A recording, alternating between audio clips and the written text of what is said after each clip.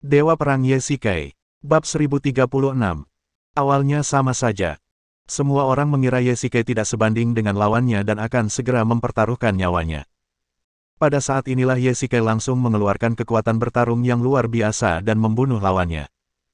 Jiqian sangat ahli dalam sejarah dunia dan juga sangat berpengetahuan tentang beberapa hal yang sangat tidak populer. Ye Shikai tiba-tiba bisa mengeluarkan senjata sekuat itu dan berjalan keluar dari makam Baiki. Ditambah dengan pengetahuan yang dimilikinya, Jiqian mungkin telah mengenali asal-usul pedang ini. Itu sebenarnya pedang Baiki, Yushi.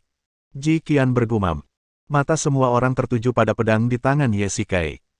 Perlu waktu untuk mengamati apakah seseorang adalah orang baik, tetapi Anda dapat mengetahui apakah pedang itu baik atau buruk hanya dengan sekali pandang.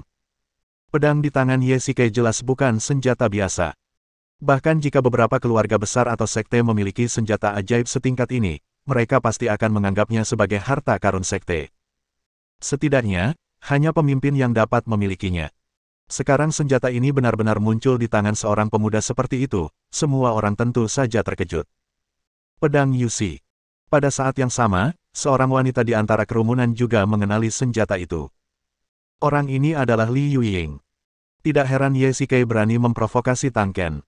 Dia benar-benar mendapatkan harta karun. Anak ini benar-benar beruntung. Li Yuying bergumam, dengan sedikit nada cemburu dalam nada bicaranya.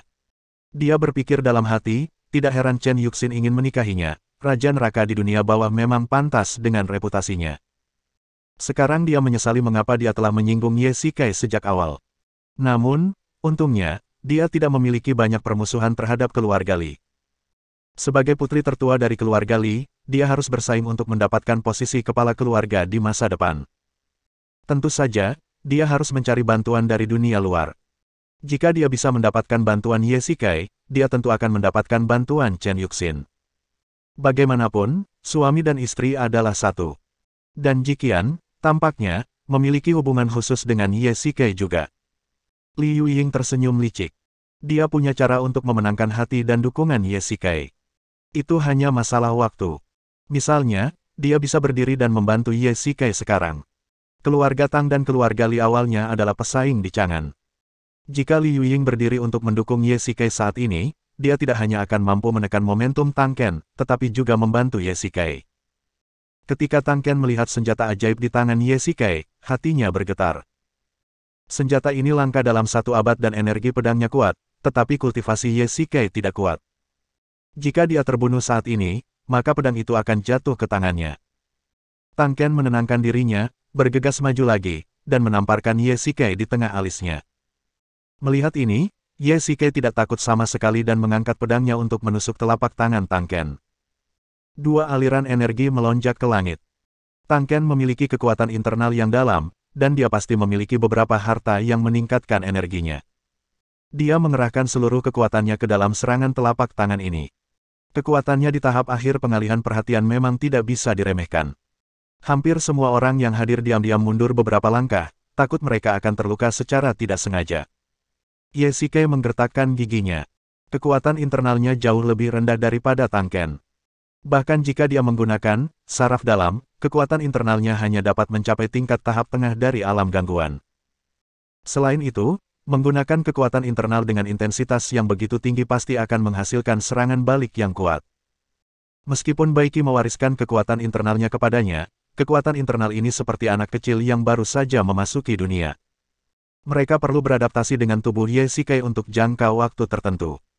Bahkan sekarang, Ye Shikai masih merasakan kekuatan internal ini berkeliaran di dalam tubuhnya.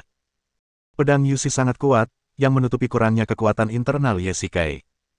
Keduanya berada dalam kebuntuan, dan tidak ada yang bisa mengalahkan yang lain.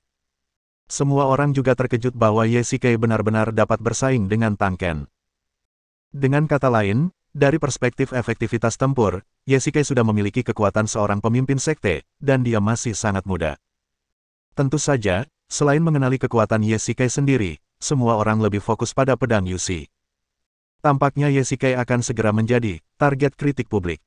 Ye Shikai memegang pedang dan berteriak keras. Kakinya telah menghancurkan batu bata di tanah. Darah perlahan mengalir dari sudut mulutnya.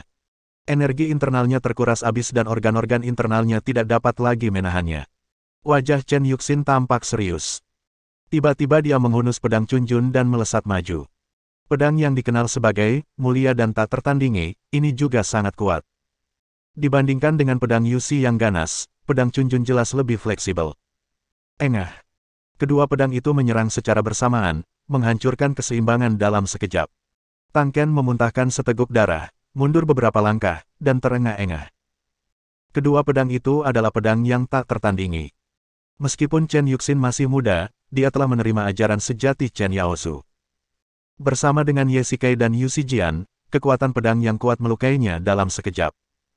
Gelombang kejut yang besar menjatuhkan Ye Shikai dalam sekejap. Jikian sigap dan cekatan, dan menstabilkan tubuhnya dalam sekejap. Chen Yuxin juga mundur beberapa langkah. Sulit baginya untuk menahan energi yang begitu kuat. Tang Ken, beraninya kau menyentuh suamiku hari ini. Suatu hari, keluarga Chen-ku akan membuatmu membayarnya dengan darah. Chen Yuxin melotot padanya. Tang Ken telah mencoba mengambil nyawa Ye Shikai beberapa kali. Ini tidak dapat ditoleransi. Hari ini, wajahnya telah terkoyak. Chen Yuxin tidak takut pada keluarga Tang. Posisi Ye Shikai di hatinya tidak tergantikan. Kemarahan membara di matanya. Suatu hari, Chen Yuxin akan membuat keluarga Tang membayar harganya. Xiao Xin, jangan bersemangat. Ye Shikai juga merasakan gelombang energi internal di tubuhnya. Dia telah bersaing dengan Tang Ken dalam hal kekuatan, membunuh 1000 musuh dan melukai 800 musuhnya sendiri. Untuk menggunakan pedang Yusi, seseorang harus memiliki kekuatan internal yang sangat dalam. Dia baru saja mendapatkan Yusi, dan akan butuh waktu baginya untuk dapat mengerahkan kekuatannya. Tuan Ye adalah tamu kehormatan di kediaman Li saya. Senior Tang, dengan melakukan ini, tampaknya Anda terlalu tidak hormat kepada kediaman Li saya. Li Yuying juga berdiri, dan semua orang terkejut. Kediaman Li sebenarnya mendukung Ye Shikai. Li Yuying adalah putri tertua kediaman Li. Identitas istimewanya sudah cukup untuk mewakili pendapat kediaman Li.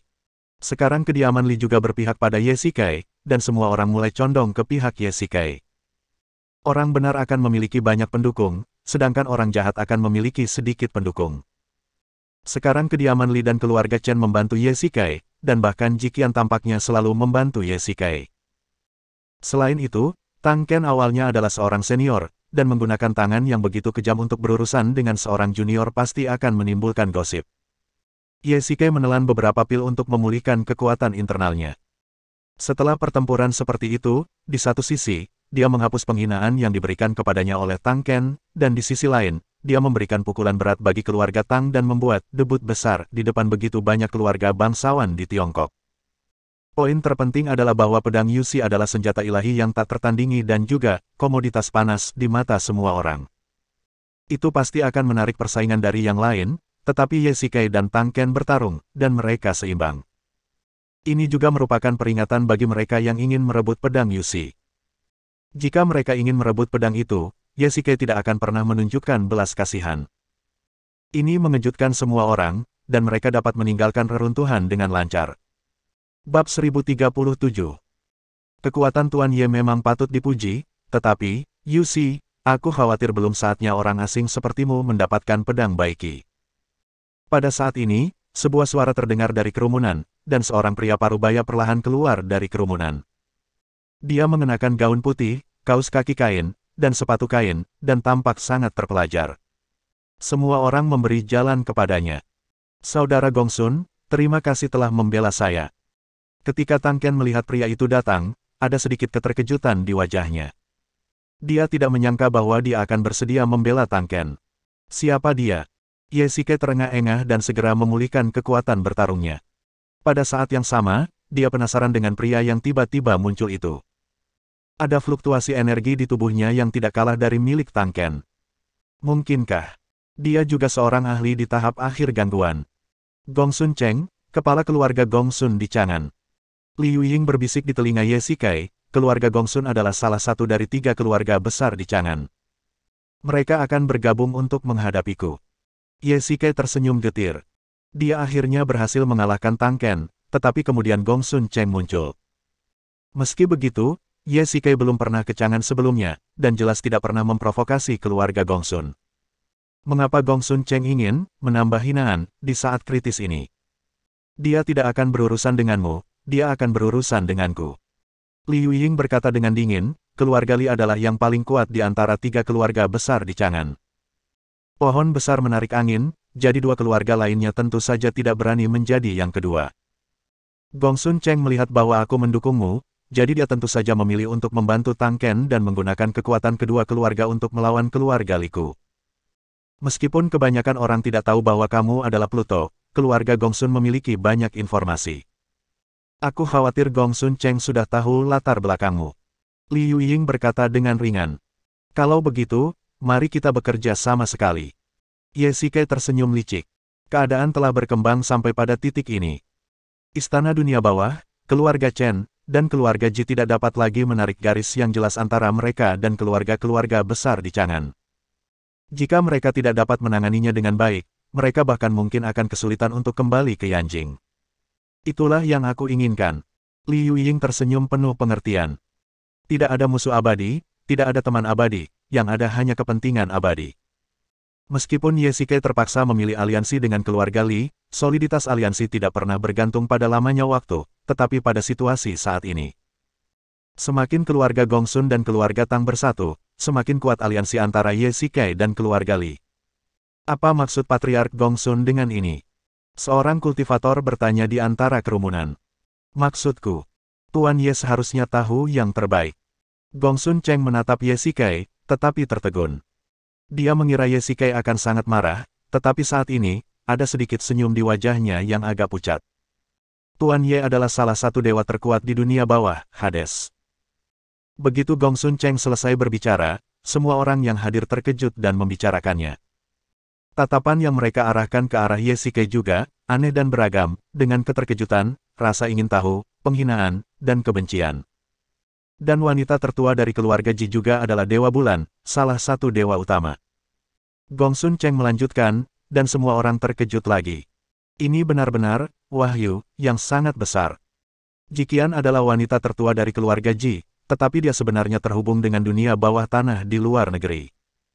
Sejak zaman kuno, telah terjadi pertikaian terus-menerus antara timur dan barat dalam kultivasi. Gongsun Cheng mengatakan ini dengan tujuan langsung untuk membangkitkan permusuhan keluarga besar dan sekte yang ada terhadap Ye Shikai dan Jiqian. Dengan cara ini, mereka akan berdiri di garis depan antara keluarga Tang dan keluarga Gongsun. Diam. Pada saat ini, suara keras dan agung tiba-tiba terdengar dari kerumunan. Semua orang melihat ke arah suara dan melihat bahwa orang itu adalah Ji Tao, dengan Chen Ligong dan Bai Wujun berdiri di sampingnya. Omong kosong. Benar-benar salah. Gongsun Cheng, beraninya kau memfitnah putriku seperti ini. Kurasa kau tidak menganggap serius keluarga Jiku. Ji Tao berkata dengan keras. Melalui kekuatan batinnya, suaranya yang rendah terdengar cukup keras untuk didengar semua orang. Ini adalah pertama kalinya Ye Shikai melihat Ji Tao begitu marah. Seperti yang diduga, anak perempuan adalah titik sensitif ayah mereka. Gongsun Cheng mengungkapkan identitas Jiqian di depan begitu banyak orang, yang sama saja dengan mempermalukannya di depan umum. Sebagai seorang ayah, bagaimana mungkin Ji Tao tidak marah? Tepatnya, dia sangat marah. Gongsun Cheng jelas terkejut dengan kedatangan Ji Tao yang tiba-tiba. Memang, dia tampaknya telah mengabaikan hal ini. Jika dia tidak mengungkapkan identitas Jiqian, Ji Tao mungkin tidak akan langsung memarahinya. Aku rasa kamu, Gongsun Cheng, sudah lelah hidup. Ji Tao menjadi semakin marah, seolah-olah dialah yang dirugikan. Dia bergegas maju dan meninjunya. Gongsun Cheng tidak menyangka Ji Tao akan langsung menyerangnya. Dia menangkis dengan tergesa-gesa dan mundur beberapa langkah. Melihat ini, para pengawal keluarga Gongsun segera bergegas maju. Tentara Bai Wu, ambil tindakan. Teriak Chen Ligong, dan puluhan orang menghilang dalam sekejap dan tiba-tiba muncul di belakang pengawal keluarga Gongsun. Detik berikutnya, sebilah pisau tajam menembus punggung mereka dan menusuk keluar dari dada. Lebih dari selusin mayat jatuh ke tanah. Tentara Bai Wu adalah pasukan elit keluarga Ji. Mereka memiliki efektivitas tempur yang luar biasa dan datang dan pergi seperti angin. Dalam sekejap, mereka melenyapkan semua penjaga keluarga Gongsun. Semua orang terkejut bahwa Ji Tao benar-benar mulai bertarung tanpa mengucapkan sepatah kata pun. Tuan Ji, apa yang Anda lakukan? Tidak pantas bagi keluarga besar. Gongsun Cheng menahan amarahnya dan berbicara dengan suara pelan. Keluarga Gongsun adalah yang terlemah dari 3 keluarga besar di Chang'an, dan tidak sekuat keluarga Ji di Yanjing. Jitao memerintahkan anak buahnya untuk membunuh orang-orangnya tanpa mengucapkan sepatah kata pun. Ini adalah provokasi terang-terangan bagi keluarga manapun. Namun, Gongsun Cheng juga mengerti bahwa jika dia benar-benar mengambil tindakan sekarang, dia mungkin tidak akan menang. Oh, Guru Gongsun berbicara omong kosong dan memfitnah putriku, tetapi dia masih mengerti kesopanan dan kehormatan. Jitao langsung mengumpat. Dengan setiap kata yang diucapkannya, wajah Gongsun Cheng menjadi semakin muram. Ye Shikai bahkan tersenyum dan mengacungkan jempol padanya. Jitao selalu memiliki temperamen yang baik, dan Tai Chi Kung Fu juga menekankan ketenangan. Gongsun Cheng adalah orang pertama yang dapat membuat Jitao begitu marah. Semua yang kukatakan berdasarkan bukti dan bukan tidak berdasar. Gongsun Cheng berkata dengan tegas, sambil melihat ke sekeliling ke semua orang. Benar saja, ekspresi semua orang berubah saat mereka menatapnya. Ini benar-benar omong kosong, putriku, apakah kau tahu lebih banyak dariku? Jitao langsung mengumpat, kalau tidak, ajaklah putramu jalan-jalan, dan biarkan semua orang memeriksa apakah dia juga ada hubungannya dengan dunia bawah tanah. Begitu Jitao selesai berbicara, semua orang yang hadir tertawa. Jelas bahwa dia sedang mengejek Gongsun Cheng, secara langsung membandingkan putranya dengan seekor anjing. Tampaknya Jitao benar-benar marah, kalau tidak dia tidak akan mengatakan hal seperti itu.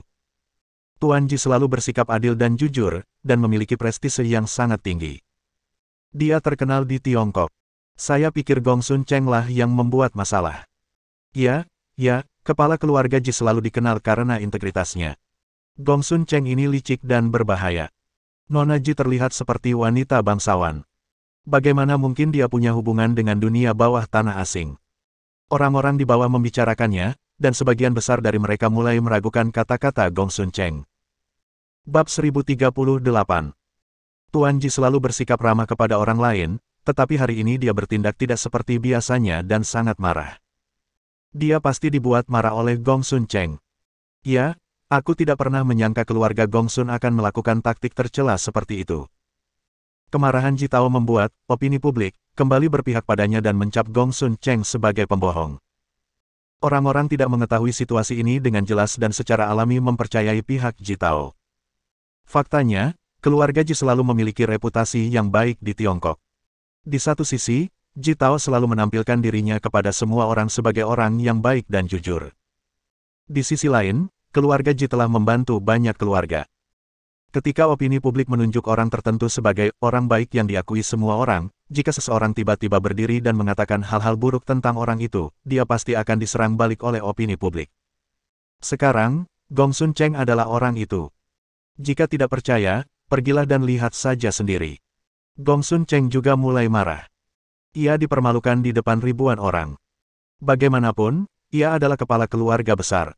Terlebih lagi, ia mengatakan kebenaran.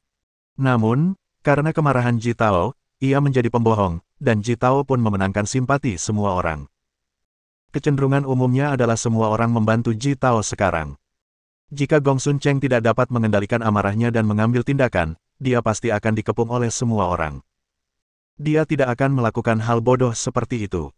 Saat ini, Gongsun Cheng hanya bisa pergi lebih dulu. Li Mansion memiliki pengaruh terbesar di Chang'an, dan keluarga Gongsun dan keluarga Tang telah mengincar mereka dengan penuh nafsu. Jika tidak ada yang tak terduga terjadi, kedua keluarga ini pasti akan bersatu untuk menentang pengaruh Li Mansion di Chang'an. Ye Shikai tidak takut akan balas dendam dari keluarga Gongsun atau keluarga Tang. Di Yanjing, itu adalah wilayah dari 4 keluarga besar. Keluarga Chen dan keluarga Ji keduanya adalah keluarga Tiongkok yang terkenal. Bahkan seekor naga yang kuat tidak dapat mengalahkan ular lokal, apalagi seekor ular yang ingin menggulingkan naga di wilayahnya. Jika Gongsun Cheng lebih bijaksana, dia seharusnya mulai khawatir apakah Jitao akan membalas dendam padanya. Tang Ken perlahan bangkit dari tanah, dan Tang Ni bergegas untuk mendukungnya. Ayah dan anak itu tidak bisa lagi mengancam Ye Shikai.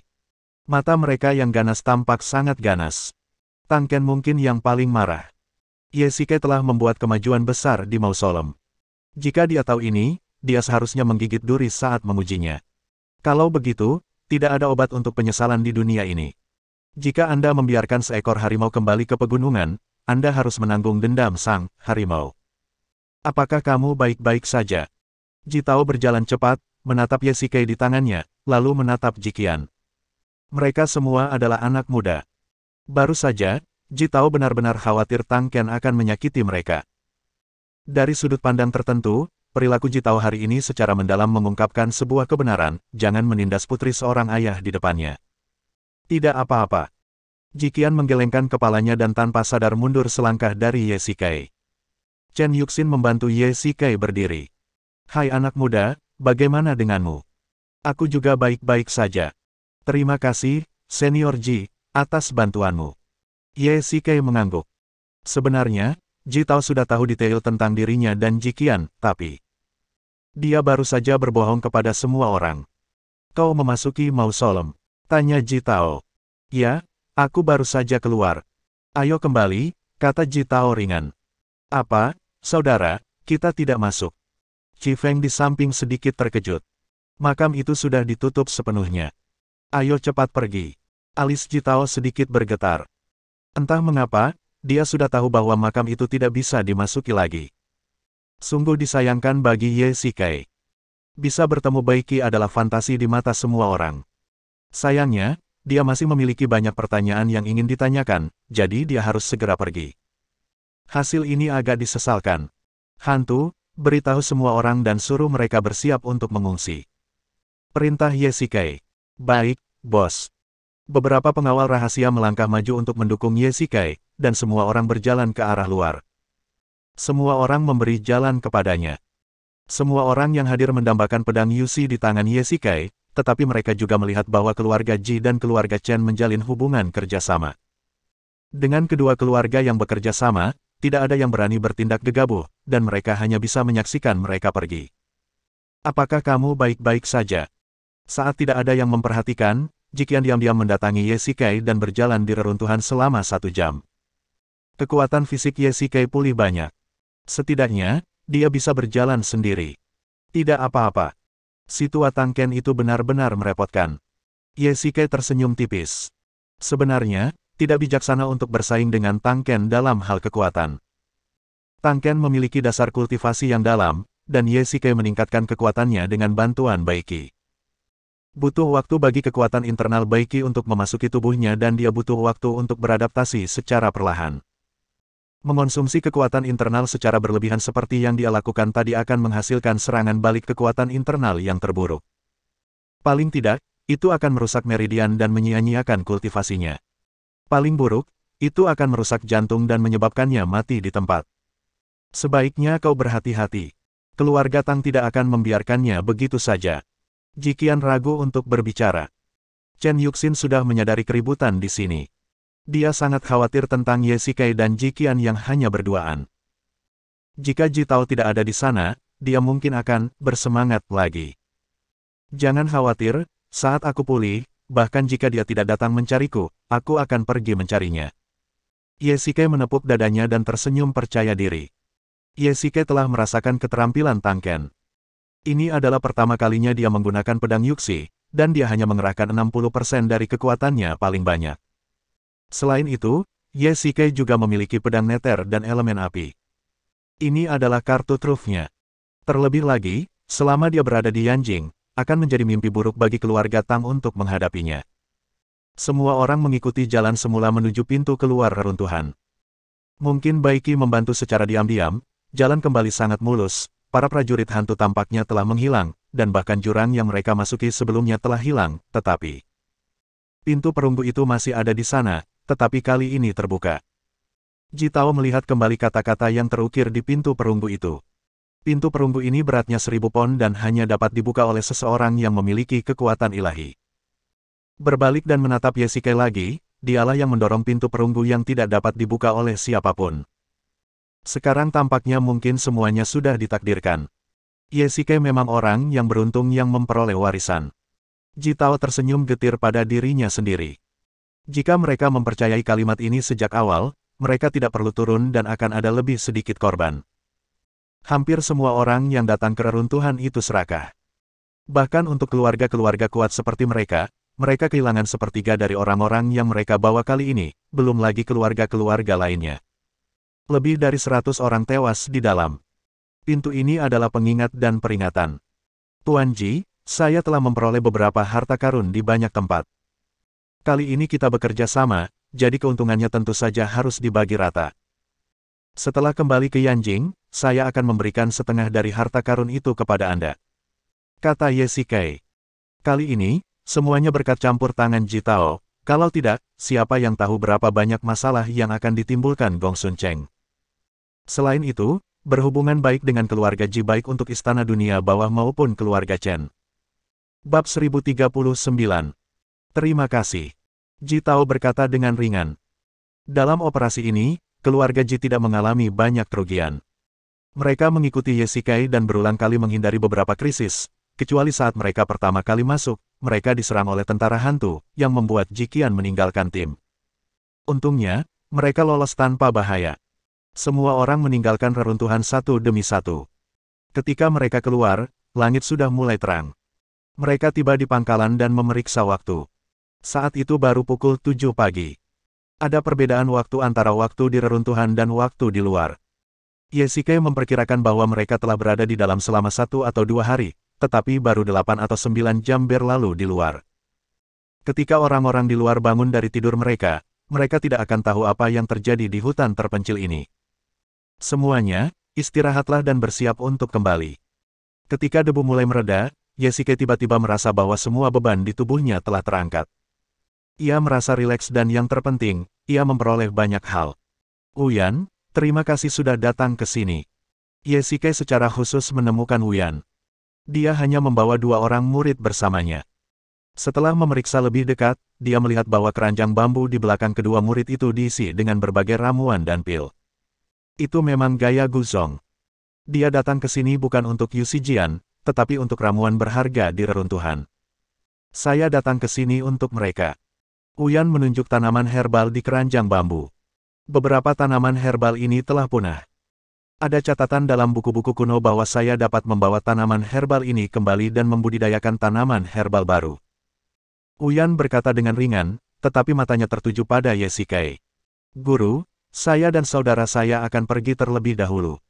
Kedua murid itu tampaknya mengerti sesuatu dan pamit terlebih dahulu, lalu berjalan ke samping. Ahem, Wuyan, ku dengar kau membantu Qian, terima kasih banyak. Ye Shikai sedikit malu. Setiap kali Wuyan muncul, sepertinya dia dalam masalah.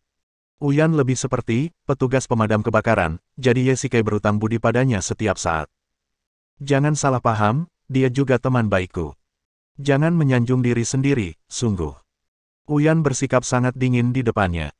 Baiklah, baiklah, aku tidak punya apapun untuk diberikan kepadamu. Anggap saja ini sebagai utangku kepadamu.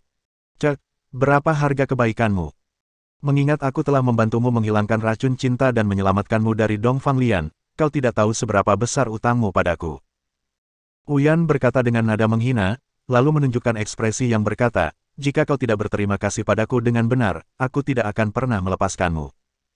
Bagaimanapun, dia masih seorang gadis berusia 18 tahun. Baiklah, kalau begitu aku akan mengundangmu untuk mengunjungi Yanjing lain kali, bagaimana? Saya tidak senang, dan saya harus lari sejauh itu. Baiklah, kita akan bertemu lagi jika kita beruntung. Ye Shikai tahu bahwa Wuyan hanya bersikap picik. Terkadang dia benar-benar seperti gadis remaja yang suka memberontak. Tunggu, coba saja kalau berani. Benar saja, Ye Shikai dihentikan oleh Wuyan setelah hanya berjalan 2 langkah. Haha, oke. Aku akan pergi ke Guzong untuk mencarimu saat aku punya kesempatan. Ye Shikai tersenyum tipis, ngomong-ngomong, aku punya adik perempuan bernama Xion. Sama sepertimu, dia ahli dalam pengetahuan farmakologi, dan dia juga seorang gadis sekolah menengah. Aku akan membiarkanmu bertemu dengannya lain kali. Ye Shikai berbalik dan melambaikan tangannya. Hei, berhenti di situ, siapa gadis SMP itu? Setelah mendengar ini, Wuyan langsung menjadi marah seperti anak kucing yang ekornya diinjak, dan mengejar Ye Shikai kemana-mana. Ye Shikai menyalakan ponselnya, tetapi yang tidak dia duga adalah bahwa hanya dalam 8 jam, ponselnya sudah penuh dengan pesan teks. Bantuan darurat. Ketika Ye Shikai melihat kata itu, alisnya langsung berkerut. Ini adalah panggilan bantuan darurat yang dikirim khusus oleh Istana Dunia Bawah. Panggilan itu dikirim pada pagi hari. Panggilan itu menunjukkan apa yang terjadi di mana-mana. Halo, Ye Shikai. Pada saat ini, sebuah suara datang dari belakang. Ketika aku menoleh, ternyata itu adalah Li Yuying. Nona Li, mengapa Anda keluar saat Anda tidak sedang mencari harta karun di sana? Ye Shike berkata dengan santai. Ia sedang berpikir untuk segera meminta bantuan dan tidak punya pikiran untuk memikirkan hal lain. Kalian telah mengambil semua harta karun, dan yang tersisa hanyalah serpihan tembaga dan besi. Saya, keluarga Li, bahkan tidak akan mempertimbangkan hal itu. Aku ada urusan mendesak yang harus kulakukan sekarang, jadi mungkin aku tidak bisa bicara denganmu. Sampai jumpa nanti. Ye Shike masuk ke mobil dengan tergesa-gesa. Hantu, ada urusan mendesak, cepatlah. Tunggu. Li Yuying tiba-tiba menarik pintu mobil dengan tangannya. Nona Li, apa yang akan Anda lakukan? Ye Shike sedikit tidak berdaya. Dia harus segera bergegas ke hotel. Apa yang terjadi? Pada saat ini, Chen Yuxin juga datang. Ketika dia melihat Li Yuying, ekspresi tidak senang muncul di wajahnya. Xiao Xin, sesuatu terjadi di markas Istana Dunia Bawah. Niehun mengirimiku panggilan darurat untuk meminta bantuan. Ye Shike menceritakan kisahnya secara langsung tanpa mempedulikan kehadiran Li Yuying. Bagaimana ini bisa terjadi? Tatapan aneh melintas di mata Chen Yuxin, dan matanya tanpa sadar melirik ke samping. Pokoknya, ayo cepat pergi. Ye Shike berkata cepat. Nona Li, sejujurnya, saya benar-benar memiliki sesuatu yang mendesak untuk dilakukan saat ini. Sesuatu terjadi di Yanjing. Saya harus pergi dulu. Sampai jumpa nanti. Ye Shike bergegas masuk ke dalam mobil. Begitu Ghost menginjak pedal gas, mobil itu melaju kencang, meninggalkan Li Yuying di tempatnya. Ayah, aku ada urusan mendesak, jadi aku pergi dulu. Jiqian juga berkata cepat. Dia juga menerima pesan dari kuil bulan bahwa Istana Dunia Bawah diserang dini hari. Baiklah, hati-hati, pergilah lebih awal dan kembalilah lebih awal. Ji Tao mengangguk dan meminta beberapa anggota pasukan kabut putih untuk mengikutinya. Kembalilah dan beritahu kepala keluarga bahwa aku punya sesuatu untuk diberitahukan kepadamu dan akan segera terbang ke Yanjing. Wajah Li Yuying sedikit berubah dan dia berkata kepada penjaga di sampingnya. Ya, Nona. Jangan, hotel. Ye Shike hampir berlari kembali ke hotel, dan staf pelayanan di lobi mengira ada orang gila yang masuk. Niehun, apa yang sebenarnya terjadi? Ye Shike bergegas masuk ke dalam ruangan, tetapi yang tidak disangkanya adalah Su Qingyu juga ada di sana. Chen Yuxin mengikutinya, dan ketika dia melihat bahwa Su Qingyu juga ada di dalam ruangan, sedikit kekesalan melintas di wajahnya, lalu menghilang. Bos, Anda akhirnya kembali. Niehun segera menceritakan keseluruhan ceritanya. Ketika dia mengatakan bahwa pangkalan itu diserang dan hidup atau matinya Elena tidak diketahui, Ye Shike tiba-tiba menjadi panik. Apa yang terjadi dan mengapa pangkalan itu diserang? Bos, jumlah orang yang tersisa di Yanjing terlalu sedikit. Aku khawatir akan terjadi sesuatu yang salah, jadi aku datang ke Chang'an untuk mencarimu terlebih dahulu. Niehun merasa sedikit bersalah. Ye Shike memberinya tugas menjaga markas, tetapi dia tidak menyelesaikannya. Kau benar, kita bisa segera kembali ke Yanjing. Ye Shike berkata kepada hantu mimpi buruk di belakangnya, naik pesawat terdekat. Baik bos, saya akan segera mengurusnya. Selain itu, kirimkan pengawal rahasia dari pangkalan Istana Dunia Bawah Eropa untuk memberikan dukungan darurat. Saya sudah mengirimkannya. Niehun menjawab, mereka akan tiba di Yanjing malam ini. Xiao Xin, kembalilah ke keluarga Chen dulu. Ini masalah Istana Dunia Bawah. Jangan ikut campur. Bab 1040. Xiao Kai, urusanmu adalah urusanku. Terlebih lagi, kita sudah menikah. Apa maksudnya, keluarga Chen-ku? Jika benar-benar darurat, aku juga bisa membantu. Chen Yuxin sedikit tidak senang setelah mendengar ini. Ye Shike juga menyadari bahwa ucapannya tidak pantas, membuat Chen Yuxin terdengar seperti orang luar. Xiao Xin, Bos Xing menyerang markas Istana Dunia Bawah saat kita pergi. Ye Shike juga tidak berdaya. Bagaimanapun, masalah ini mendesak. Ye Shike ingin segera terbang kembali, tetapi Istana Dunia Bawah tidak lagi memiliki kekuatan di Yanjing, dan pesawat khusus tidak dapat terbang di atasnya. Dia hanya bisa menunggu penerbangan. Siapa Bos Xing? Chen Yuxin menggaruk kepalanya dengan rasa ingin tahu. Salah satu musuh bebuyutanku telah aktif di Yanjing. Aku akan menceritakannya secara rinci lain waktu. Ye Shike melihat arlojinya. Akan ada penerbangan ke Yanjing 1 jam lagi. Selama mereka menunggu pasukan utama kembali ke Yanjing, semuanya akan mudah.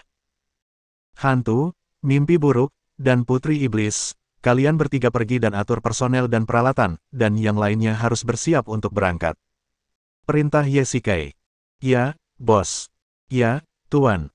Xiao Xin, sebaiknya kau berkemas. Kita akan segera berangkat. Ye Shikai menepuk bahu Chen Yuxin, lalu berlari keluar dengan tergesa-gesa. Hanya Chen Yuxin yang tersisa di ruangan itu. Tuan, apa yang harus kita lakukan sekarang?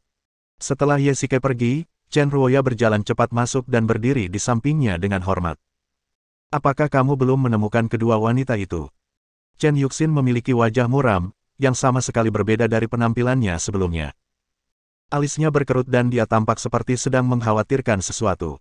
Kami telah mengirim orang untuk mencari mereka di Yanjing, tetapi tempat persembunyian mereka sangat tersembunyi, dan kami belum menemukannya. Chen Ruoya ragu untuk berbicara, seolah-olah dia takut membuat Chen Yuxin marah. Chen Yuxin perlahan berdiri dari kursi dan berbalik menghadap Chen Ruoya. "Pop!" Terdengar suara tamparan keras.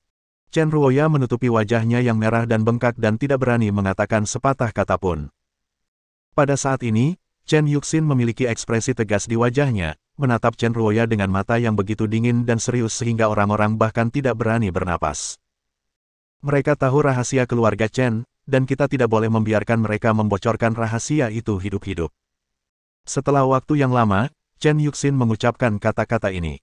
"Baik, Guru, saya akan berusaha sebaik mungkin." Chen Ruoya mengangguk berulang kali dan segera meninggalkan ruangan. Bandara Chang'an. Ketika Ye Shikai sedang menunggu pesawat, dia tiba-tiba teringat bahwa Liu Ying sepertinya memiliki sesuatu yang penting untuk dibicarakan. Memanfaatkan waktu luang ini, dia menghubungi nomor telepon seluler Liu Ying. Awalnya, dia tidak memiliki nomor telepon Liu Ying, jadi dia meminta nomor telepon Jiqian. Ngomong-ngomong, Ye Shikai dan keluarga Tang serta keluarga Gongsun sudah benar-benar membuat wajah mereka hancur. Di depan begitu banyak orang, Ye Shikai membuat kedua orang besar ini kehilangan muka, dan tidak ada kemungkinan untuk meredakan situasi. Jadi sekarang, dia harus berteman dengan keluarga Li. Ketiga keluarga besar ini saling menahan diri di kota Chang'an, dan dia tidak boleh menyinggung ketiga keluarga itu. Oleh karena itu, Ye Shikai tidak punya pilihan selain bersekutu dengan keluarga Li. Untungnya, Li Yuying juga orang yang pengertian, dan untuk saat ini, hubungan mereka tidak buruk. Li Yuying juga membutuhkan bantuan dari Istana Dunia Bawah, keluarga Chen, dan bahkan keluarga Ji. Dengan ini, peluangnya untuk bersaing memperebutkan kepala keluarga akan jauh lebih besar. "Halo, Nona Li." Ye Shikai langsung menghubungi nomornya.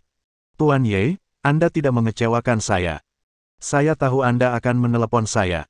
Li Yuying tersenyum tipis. "Ahem, aku punya urusan mendesak yang harus kulakukan dan harus segera kembali ke Yanjing. Jika kau benar-benar punya sesuatu untuk didiskusikan denganku, aku akan datang ke Chang'an dalam beberapa hari dan kita bisa bertemu langsung." Ye Shikai menjelaskan kepada Li Yuying. "Haha, tidak perlu. Aku sudah berada di pesawat pribadi yang menuju Yanjing. Aku mungkin akan tiba lebih awal darimu." Tawa Li Yuying yang seperti lonceng terdengar dari ujung telepon. "Apa? Kenapa kau juga pergi ke Yanjing?" seru Ye Shikai. Lagi pula, Chang'an adalah wilayah mereka, dan keluarga Li memiliki pesawat pribadi mereka sendiri. Jika dia tahu ini, Ye Shikai akan mengambil pesawat pribadi Li Yuying kembali. Namun, itu tidak ada bedanya, karena mereka akan lepas landas dalam waktu setengah jam. Karena ada hal penting yang harus kita bicarakan, tentu saja kita tidak bisa menundanya. Lagi pula, aku hanya bisa menunjukkan ketulusanku jika aku pergi ke Yanjing secara langsung." Li Yuying berkata dengan tenang, "Kurasa kau harus segera pergi, jadi. Sampai jumpa di Yanjing." Wanita yang aneh. Ye Shikai bergumam, tetapi dia tidak punya waktu untuk memikirkannya. Dia tidak tahu apakah Elena masih hidup atau sudah mati. Dia hanya tahu bahwa Bos Xing yang melakukannya, tetapi di mana dia bisa menemukannya? "Xiao Kai, jangan terlalu khawatir. Aku akan membantumu." Di pesawat, Chen Yuxin dengan lembut memegang tangan Ye Shikai dan menghiburnya dengan lembut. "Xiao Xin, kamu sudah lama berada di Yanjing, apakah kamu tahu sesuatu tentang Bos Xing?" "Aku tidak tahu." Chen Yuxin memalingkan mukanya dan tidak menjawab pertanyaan Ye Shikai. Tidak mungkin. Bahkan Ji Yu tidak memiliki banyak informasi tentang Bos Xing. Dapat dimengerti bahwa Chen Yuxin tidak tahu. Lupakan saja, cepat atau lambat, aku akan menangkapnya. Ye Shike memutuskan secara diam-diam. Jika dia tidak memotong akar masalahnya terakhir kali, hal seperti itu tidak akan terjadi. Memikirkannya saja membuatku marah. Pesawat segera tiba di Bandara Yanjing, di mana seseorang sudah menunggu mereka. Tuan Pluto. Ketika Ye Shike melihat para penjaga rahasia yang selamat, dia tidak bisa menahan diri untuk tidak terkejut. Banyak dari mereka yang terluka. Mereka bersembunyi di rumah sewaan yang tersembunyi dan menerima perawatan sederhana untuk luka-luka mereka. Hampir semua orang mengalami luka tembak, tetapi mereka tidak berani pergi ke rumah sakit untuk berobat karena takut menimbulkan masalah. Terima kasih atas kerja keras kalian, saudara-saudara. Ye Shike meminta staf medis di sekitarnya untuk merawat mereka dengan cepat. Tuan, kamilah yang gagal melindungi markas. Beberapa penjaga rahasia menyalahkan diri mereka sendiri. Tanggung jawab di Istana Dunia Bawah sudah jelas. Karena mereka memiliki tanggung jawab untuk melindungi markas, mereka harus melindunginya bahkan jika mereka harus bertarung sampai orang terakhir. Jika kau mati, kau tidak berguna. Hanya jika kau hidup, kau dapat melakukan hal-hal yang lebih penting. Kau tidak perlu menyalahkan dirimu sendiri. Ye Shike menghibur mereka. Ya, bahkan jika mereka bertarung sampai mati, itu tidak akan berarti apa-apa. Mereka bukan tandingan Bos Sing. Katakan padaku, apa yang terjadi pada Elena? Ye Shike bertanya langsung. Pangkalan itu hancur dan pengawasan di dalamnya hilang. Tidak seorang pun tahu apa yang terjadi di dalam. Pada saat itu, Elena dengan putus asa menutup pintu besi lorong. Semua penjaga rahasia yang selamat tidak tahu apakah Elena terbunuh atau ditangkap. Setelah ledakan itu, seluruh pangkalan menjadi, bumi hangus, dan bahkan mayat-mayat pun terbakar. Beberapa penjaga rahasia menceritakan apa yang terjadi saat itu secara terperinci. Ketika menyebut tentang manusia ngengat, Ye Shike tidak dapat menahan diri untuk tidak mengerutkan kening. Manusia ngengat bukanlah seseorang yang dapat dibawa keluar begitu saja. Jika itu bukan masalah besar, mengapa Bos Sing mengirim manusia ngengat? Bagaimanapun, Biro Keamanan Nasional telah menyelidiki ikan yang melarikan diri di pangkalan manusia ngengat. Jika dia terlihat oleh orang yang lewat, itu akan merepotkan. Satu-satunya penjelasan adalah bahwa serangan ini sudah direncanakan sejak lama oleh Bos Sing. Bersambung.